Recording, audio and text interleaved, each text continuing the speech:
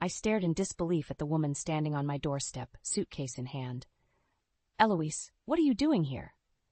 My mother-in-law brushed past me without an invitation. "Well, aren't you going to let me in, dear? I've come to help with the baby." "Help?" I repeated dumbly. My protests were drowned out by the sound of my husband's voice. "Mom, what a wonderful surprise." Dean hurried over and enveloped Eloise in a hug. I watched the scene unfold with rising panic. This couldn't be happening. Eloise was now disentangling herself from Dean's embrace, tutting loudly. "Honestly, you two? This place is a mess. Have either of you lifted a finger to prepare for the baby?" Before I could respond, Dean jumped in. "You're right, Mom. We've been swamped with work. It'll be a huge help having you here." My mouth dropped open. "A help? Dean, we never discussed this." He shot me an apologetic glance. "Babe, don't be like that. My mom just wants what's best for us." Eloise nodded vigorously. "Of course, dear. A new mother needs guidance, after all." Her eyes bored into mine with thinly veiled disdain. I felt something inside me shrivel. This was exactly how it started with Jillian, Dean's sister. Eloise had swept in after Jillian's first child, running roughshod over every boundary until a bitter rift formed. Now she had her sights set on sinking her claws into my family, too. "I don't need any guidance," I bit out. "We're doing just fine on our own." Dean's brow furrowed in that familiar stubborn line. "Don't be rude, Corinne. My mom is trying to help." "Yes, I am." Eloise looped her arm through Dean's in a practiced motion. "But if my support isn't wanted, I understand." Her gaze slid to me, eyes glistening with artificial hurt. I clenched my jaw, fury warring with desperation. I knew how this game ended. If I held my ground, I'd be the vilified one, the ungrateful daughter-in-law who shamed her devoted husband by rejecting his loving mother's overtures. When Dean's pleading expression joined the fray, I felt the last of my resistance crumble. "Fine," I gritted out. "She can stay." Eloise's smile was a rictus of false warmth. "Thank you, dear. I'll try not to be a burden." I caught the gleam of triumph in her eyes and felt the first cold tendrils of dread uncurling in my heart. By allowing Eloise across the threshold, I'd granted her a foothold, and I had the terrible feeling she wouldn't relinquish it without one hell of a fight. True to her word, Eloise was indeed a burden from the moment she arrived. Within days, she had critiqued everything from my housekeeping to my wardrobe. "Really, Corinne, you're going to wear that? It does nothing for your figure." She clicked her tongue in disapproval as I pulled on a loose maternity top. Dean, ever the peacekeeper, tried to intervene. "Mom, lay off." "Corinne looks great." But Eloise merely waved him off. "Of course you'd say that, dear, but a mother needs to speak some hard truths sometimes." Her eyes bored into me again with that familiar disdain. I bit back the urge to snap at her, knowing it would only make me the vilified one in Dean's eyes. I felt the old anger and hurt churning in my gut, the same volatile stew I'd fought so hard not to inflict on my own mother. The final insult came a few days later when I caught Eloise clearing out space in the nursery closet. "What are you doing?" I demanded, my tenuous hold on civility fraying. Eloise didn't even turn around. "Just making room for a few necessities, dear. You can't raise a baby in this pigsty." White, hot fury propelled me forward until I was right behind her. "Those are my things! You can't just throw them out!" "Oh." Eloise arched one perfectly groomed brow. "And where, pray tell? Were you planning to put the changing table? The crib? This tiny space can barely fit the basics." "We were going to move the changing table into the bedroom," I growled through gritted teeth. Eloise tutted again, that same infuriating noise. "Don't be ridiculous. You'll both need your rest. Keeping the baby in your room will only lead to squabbling and sleep deprivation." "It's our baby." The words burst from me like shrapnel. "We'll raise it how we see fit." In an instant, Eloise's expression shifted from feigned concern to cold disdain. "Is that so? From where I'm standing, you're the one acting like a child, dear." My hands clenched into fists, barely resisting the urge to lash out physically. Before I could retort, the sound of Dean's footsteps reached my ears. I watched helplessly as Eloise smoothed her face into a mask of serene innocence. When Dean entered, I fought to keep my composure. "Your mother is throwing out our things." "What?" Dean's gaze swiveled between us, plainly bewildered. "Mom, what's going on?" "Nothing, sweetie." Eloise was the picture of aggrieved gentility. "I was merely trying to make some space. But if Corinne would rather the baby sleep in squalor... That's not what I said. I could hear the shrillness in my own voice. Dean held up his hands in a placating gesture. Hey, let's all just take it easy, okay? The sickly sweet smile was back as Eloise laid a hand on his arm. Of course, honey, you know I only want what's best for you both. In that moment, I saw it all too clearly. Her maddening gaslighting, her manipulation of Dean's emotions to undermine me. Her flagrant disrespect for any boundaries I tried to set. This was why Jillian's family had cut ties. And if I didn't do something soon, Eloise would drive the same explosive wedge into my own marriage. A few days later, I escaped to my friend Maya's house, needing a break from the suffocating tension. I just don't know what to do, I vented as soon as she opened the door. Eloise is driving me crazy. She questions everything I do, oversteps every boundary. Maya ushered me inside, her expression one of sympathy. That's awful, Corinne. Why don't you just kick her out? I've tried. I sank onto her sofa with a groan. But Dean refuses to see how toxic she is. He's completely under her spell. Shaking her head, Maya sat beside me. Men can be so oblivious when it comes to their mothers. Have you tried talking to him again? Yeah, and it's always the same thing. She means well, Corinne. Don't be so hard on her. I threw up my hands in frustration. Meanwhile, Eloise acts like a sweet little angel whenever he's around. That manipulative witch, Maya muttered. I nodded miserably. Exactly. And the worst part is, she's already turning this pregnancy into a total nightmare. Can you believe she invited people over for some stupid baby prep party without even asking me? Maya's eyes widened. She didn't. Oh, she did. My jaw clenched at the memory.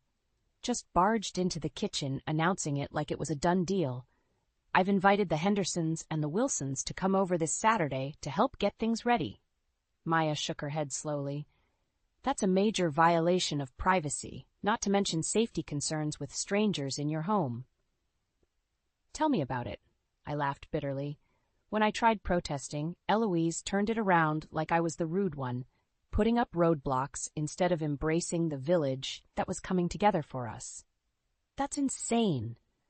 Maya's eyes flashed with anger. She can't just appropriate your pregnancy like that. According to her, she absolutely can. When Dean backed her up on it, I trailed off, feeling defeated all over again. Maya's hand found mine, giving it a comforting squeeze. Hey, you can't let her get away with steamrolling you like this.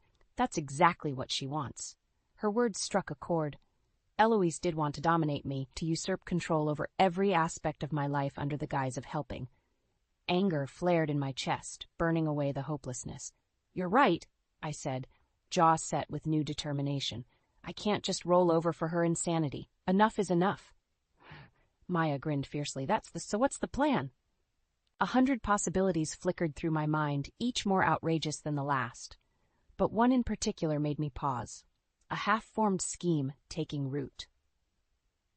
Actually, I said slowly, I might have an idea. A few days after my visit with Maya, the final straw came in the form of a shattered vase. I returned home from running errands to find Eloise rummaging through my closet again. Clothes and shoes were strewn everywhere. What the hell is going on here? I demanded, hands clenching into fists. Eloise didn't even turn around. Such language, Corinne. Hardly befitting for a mother. Befitting? I echoed, anger making my voice tremble. How about basic privacy and respect? That got her attention. Eloise swiveled to face me, mouth pinched in displeasure. Don't be so dramatic, dear. I was merely trying to clear out some space. By destroying my closet? Those are my things. Clutter and chaos, more like, she sniffed disdainfully. You'll thank me once the nursery is ready. Something inside me snapped at her sheer entitlement. Get out, I bit out through gritted teeth. Get out of my house right now. Eloise's eyes went wide with unconvincing hurt. Corinne, surely you don't mean... I mean it, I overrode her sharply. You've overstayed any welcome you might have had. Pack your things and leave. For a moment, she seemed taken aback by my vehemence. But her recovery was swift, lips curling into a disdainful smile. You poor, deluded girl. You honestly believe you have any authority here? Her tone was laced with patronizing pity. This is my son's home, and whether you like it or not, I'll always have a place in it. White-hot fury lanced through me. Before I could retort, the sound of shattering glass rent the air as my foot knocked over a vase. Eloise's hand flew to her mouth in theatrical dismay. "You clumsy child! Those were antique Venetian, you foolish girl!" I opened my mouth, any remaining respect I'd harbored for this woman withering on my tongue. But it was Dean's voice that cut through the tension. "What's going on?" I heard a crash. He took in the scene with bewildered eyes, the clothes strewn everywhere, my flushed cheeks, Eloise's look of carefully crafted dismay. Before I could say a word, she pounced. "Oh, sweetie, it was simply dreadful. I was only trying to help organize a bit, and Corinne just flew into a rage." "What?" I choked out. "That's not shattered that priceless vase your grandmother left me in a fit of uncontrolled temper." Eloise went on, tears welling artfully in her eyes. "I did not." I turned desperately to Dean. "She was going through my things again without permission." But the damage was done. Dean's expression was a kaleidoscope of conflicting emotions, disappointment, anger, hurt, all directed at me. "That's enough," he said lowly. "We'll discuss this later. Mom, why don't you go lie down?" With a tremulous sob, Eloise nodded and exited the room. I was left alone with Dean, suddenly bone-weary under the weight of his stony glare. "Well?" he prompted after a stilted silence. "What do you have to say for yourself?" I opened my mouth, 1,000 recriminations on my tongue. But in that moment I knew no defense would be enough to sway him. Dean was too entrenched in his blind support of his mother. My shoulders sagged in defeat. What was the point of fighting a war I couldn't win? That night, as I lay awake in bed, the first flickers of another strategy began taking shape. If shouting matches and explosive confrontations failed, perhaps a more subtle approach was needed. Eloise wanted to undermine me? Well, two could play at that game. Only this time I'd strike with stealth and cunning rather than blunt force. After all, she'd taught me well in the art of deception and revenge. The next morning, I awoke with a newfound sense of purpose. As Eloise swept into the kitchen, serene as ever, I forced a placating smile. "Good morning. I'm so sorry about my outburst yesterday. The pregnancy hormones, you know." I let out a self-deprecating chuckle. Eloise's eyes narrowed fractionally before she smoothed her features. "Well, I certainly understand how unsettling this transition can be, dear." "Exactly." I nodded in agreement. "Which is why I'm so grateful to have your guidance. You're absolutely right. I need to start nesting and embrace the village rallying around us." Her smugness was palpable, suspicion forgotten. "I'm pleased you've finally come to your senses." Over the next few days, I played the part of the reformed, compliant daughter-in-law to perfection. When Eloise criticized my cleaning methods, I listened meekly. As she reorganized the house to her liking, I uttered not a word of protest. All the while, I began piecing together my real plan. The first step was contacting Jillian, Dean's estranged sister. Though our relationship was strained due to Eloise's meddling, she proved a wellspring of information about our mother-in-law's past manipulations. "I've got boxes of evidence," Jillian confided when we met for coffee. "Emails, texts, you name it, all documenting the cruel, underhanded ways Mom drove a wedge between me and my husband until he couldn't take it anymore." I listened with equal parts horror and vindication as she recounted dozens of instances just like the ones I'd endured, only far worse. Next, I began stockpiling my own proof. Each time Eloise bounded a line, I hit record on my phone to capture the rants and diatribes when Dean wasn't present, her feigned politeness giving way to biting derision and judgment. "Who does she think she is, contradicting me like that?" she fumed after one argument about baby supplies. "She's worse than a child. At least children still mind their elders." Through it all, I maintained my facade of humbleness and compliance. Let Eloise have her shallow victory for now. She could swan around playing the martyr, the voice of reason, right up until her own actions undid her. The final piece fell into place when Maya helped me get in touch with two other daughters-in-law who'd been driven apart from their families by Eloise's poisonous influence. "Sarah and I used to be so close," Patty lamented, "but after our first big fight, which Mom masterfully instigated, she went running straight into her arms for support. I never stood a chance against that emotional blackmail." Their anecdotes were eerily similar, seeds of discord planted, allegiances divided, families torn asunder, all through Eloise's insidious machinations. By the time I hung up the phone that night, my path was clear.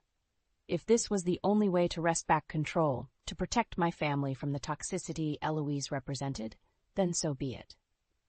The next morning at breakfast, I was all sugary smiles as Eloise breezed in. "I've been thinking," I began lightly. "With the baby's arrival getting closer, I really want to clear the air, do something to bring everyone together again as a family." Eloise paused mid-sip of coffee, intrigued by my uncharacteristic olive branch. "Oh, what did you have in mind, dear?" My lips curved into a smile that held no warmth. "A family dinner, actually. I think it's time we all had a long, overdue discussion about the future." The night of the family dinner, I was near vibrating with nervous anticipation. Despite my outward calm, it took every ounce of effort to keep my hands from shaking as I set the table. Right on schedule, the doorbell rang. I pulled open the door to find Jillian shifting awkwardly on the front step, her husband Rick beside her. "Thanks for coming," I murmured, ushering them inside. Jillian's expression was tight, her gaze flicking around like a trapped animal. "You're sure about this, Corinne?" Before I could respond, Maya arrived with Patty and Sarah in tow. A chorus of startled greetings filled the air as Eloise swept in from the kitchen. Well, what an unexpected reunion. Her eyes danced between the assembled families, mouth curved in a politically bland smile. "How lovely to have you all here."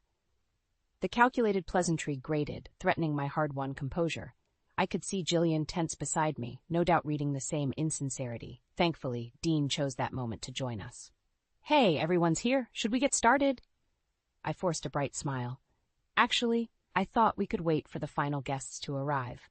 Right on cue, the doorbell rang again. This time it was the Conway family, former in-laws who had cut ties with Eloise over a decade ago after an epic blowout regarding their grandchildren. Complete silence reigned as Eloise registered their presence, a muscle twitching in her artificially smooth cheek. "Judith, Thomas, how unexpected." Judith offered a tight smile that didn't reach her eyes. "Really, Eloise? After all you've put our family through, you can't fathom why we're here." For the first time, I detected a flicker of unease in Eloise's perfectly cultivated mask, but her recovery was as swift as ever, the sickly sweet smile reappearing. Now, let's not let old grudges spoil the evening." "Cut the crap, Mom," Jillian suddenly burst out. All eyes swiveled her way as she took an unconscious step forward. "We're not falling for your gaslighting routine again." Eloise's expression shuddered, eyes glinting with cold fury despite the saccharine tone. "Jillian, darling, whatever are you? You manipulative, lying witch." It was Patty who exploded next, all her grievances bubbling over. "You destroyed my relationship with Sarah just like you tried with these others." The room erupted into a maelstrom of shouting voices, accusations flying, tempers flaring, decades of bitterness and pain unleashed. Through it all, Eloise stood ramrod straight, eyes blazing, veneer of civility disintegrating. At some point, Dean's voice cut through the chaos. "Enough! What the hell is going on here?" An eerie hush followed his bellow. I could see the stunned hurt writ across his features as the reality of the situation dawned. My mouth was dry as chalk, but I knew this was the moment. Reaching into my pocket, I pulled out my phone and met Eloise's gaze steadily. "You might want to have a seat for this." The first recording began to play, anger and condescension dripping from Eloise's tinny voice as she ranted about me. Then another file, more vicious put-downs and criticisms, and another after that, the damning evidence piling up one after another. Eloise paled, seemingly struck dumb. Dean's expression morphed from disbelief to stunned hurt to white-hot rage, as each new vileness issuing from his mother's lips assailed him. By the time the final recording clicked off, a profound silence had fallen over the room. I could see it all clicking into place for Dean, the missing puzzle pieces, the half-sensed deceptions. Finally he turned to Eloise, face like chiseled stone. "Get out!" Her mouth worked soundlessly as she struggled to find her footing. "Sweetheart, you don't understand." "I said get out!" Dean's roar made us all flinch. "I want you gone, Mom, tonight." To her credit, Eloise didn't argue further, shoulders slumped in rare defeat. She turned and walked out of the dining room, out of our lives. Only then did the euphoric chatter and embraces erupt around me. But all I could feel was the searing ball of hatred still burning in my belly, despite my victory. Because as satisfying as her downfall was, I knew it was only the beginning of making her pay. A tense silence fell over the dining room after Eloise's abrupt exit. I could sense the weight of 1,000 unspoken questions, accusations, and recriminations hanging in the air between Dean and the assembled families. Judith Conway was the first to break it. "Dean, I know this is a shock, but your mother's behavior—" "Don't." Dean's voice was little more than a ragged croak as he held up a hand. "Just don't." He dragged his palm down his face, suddenly looking decades older. When his eyes finally lifted to meet mine, they were haunted. "You knew about all of this vindictiveness, the cruelty." It wasn't quite an accusation, more a pleading for context, for something to make sense of the shattered reality before him. I swallowed hard against the surge of bitterness that welled in my throat. How many times had I tried explaining, only to be brushed aside? But righteous anger would only push him further away now. "I suspected for a while," I admitted quietly, "but I could never get through to you, Dean. Eloise was always able to gaslight me, twist the reality to make me seem irrational." He flinched slightly at her name, then sank heavily into a dining chair. The wariness emanating from him was a physical force. "So that's why you brought everyone here." Rick broke the stilted silence, realization dawning. "To gang up and force the truth." I opened my mouth to protest the callous phrasing, but Patty jumped in quickly. "Not gang up," she said firmly. "Corinne had to take drastic steps because of how thoroughly Eloise isolated us all, divided and conquered to maintain control." A dull flush crept up Dean's neck as he digested her words. I could practically see the pieces clicking into place, memories and long-buried doubts resurfacing to be viewed under a new, but unerringly honest light. Jillian reached across the table, placing a tentative hand over his. "I didn't want to believe it at first either. Not about Mom." Her lips twisted in a rueful approximation of a smile, but her awfulness became impossible to ignore after a while. Dean's jaw clenched hard, eyes glistening with shame, anger, a kaleidoscope of volatile emotions. When he spoke again, the words emerged muffled, as if forced between gritted teeth. "All this time? The horrible things she said about you." His haunted gaze found mine again, as the gravity of his betrayal seemed to crash over him in waves. While I just stood by and let her. A pregnant pause lingered as the hurt, the accusation remained unspoken. In that moment, I could have lashed out, unleashed the full fury of my spite and grievances upon him. But something in his ravaged expression stayed my tongue. Because as righteous as my anger burned, his anguish ran equally deep. My husband had been gaslit, masterfully manipulated by a toxic parent, just like the others in this room. His world had been upended as thoroughly as mine once was, so instead of dealing further blows, I rose and crossed to where he sat, slumped. Ignoring the others' questioning stares, I reached out and drew his head against my stomach, cradling him against the swell of my pregnancy. "It's going to be okay," I murmured, feeling his ragged breaths against my abdomen. "We're going to be okay." Dean stiffened for a moment, then seemed to melt into my embrace like a marionette with its strings cut. I stroked his hair lightly as his shoulders began to shake with silent sobs, offering him this rare shelter and solace. This was a new beginning, I realized. One built on a foundation of brutal truth, but truth nonetheless. Whatever came next, we would face it together as partners rather than adversaries. The cycle of toxicity and deception was broken. That night, as we fell into an exhausted sleep tangled in each other's arms, I understood the true cost of vengeance was not violence or hatred, but mercy. Mercy hard-won and bestowed upon the humbled. Only then could the past be laid to rest, making way for a brighter future. In the weeks after Eloise's banishment, an uneasy calm descended over our household. Dean and I walked on eggshells around each other, both still processing the cataclysmic shift in our reality. He spent long hours at work, as if immersing himself in familiar routines could undo Eloise's ruinous legacy. When he was home, a brittle tension crackled between us, both skirting the emotional minefield her deceptions had laid. I understood his withdrawal, his need to compartmentalize. God knew I'd erected my own fortresses over the years to survive Eloise's psychological warfare. But even those thick-walled defenses were straining under the weight of all that had transpired. The turning point came one night over a stilted dinner of reheated leftovers. Dean set down his fork with a dull clank. "This isn't working." I froze mid-bite, heart jackrabbiting as terrible scenarios flickered through my mind. Was this the moment our marriage finally buckled, shattered by the strain of Eloise's machinations? But when I met his gaze, I saw only weary resolution. We can't keep living like this, Corinne. Tiptoeing around each other, sidestepping what happened. He exhaled a frustrated breath, raking a hand through his hair. I don't know where to start unraveling the tangled mess my mother created.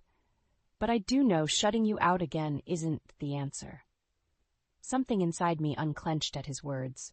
I'm not going anywhere, I said impulsively. We'll get through this together. Dean's lips twitched in a reluctant half-smile as he reached across the table for my hand. Together. I like the sound of that. From that point, the walls between us began to gradually dismantle. In their place, an honest dialogue emerged, one founded on empathy, patience, and a mutual desire to shed Eloise's corrosive influence once and for all. Over long conversations, all the hurts and betrayals were slowly exhumed.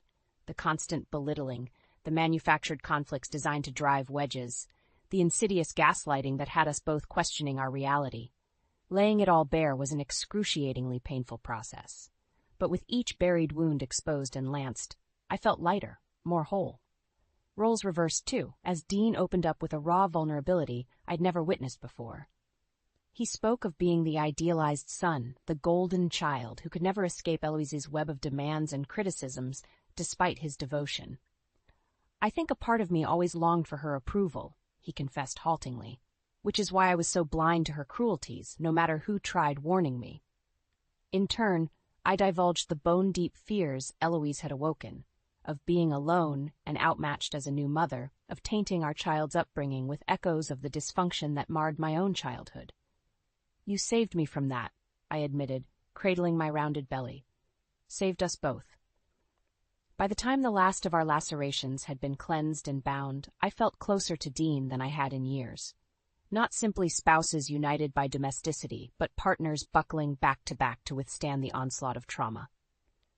Our bedroom became a sanctuary again, a sacred space reclaimed from the toxic taint of Eloise's influence. Physical intimacy took on new, profound dimensions as we relearned each other's boundaries and needs. Countless tender moments stitched past wounds into a new, stronger whole. The nursery, too, was an exercise in co-creation.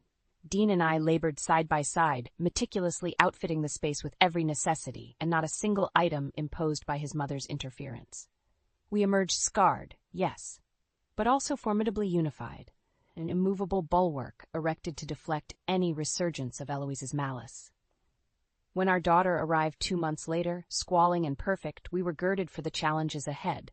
Absolutely nothing would disrupt the hard-won peace of our newly reclaimed lives. As I cradled my newborn's warmth against my chest, I knew this child would never want for security, stability, love. Those insidious cycles of toxicity ended with us. Eloise's shadow no longer touched this family. We had stepped, finally, into the light.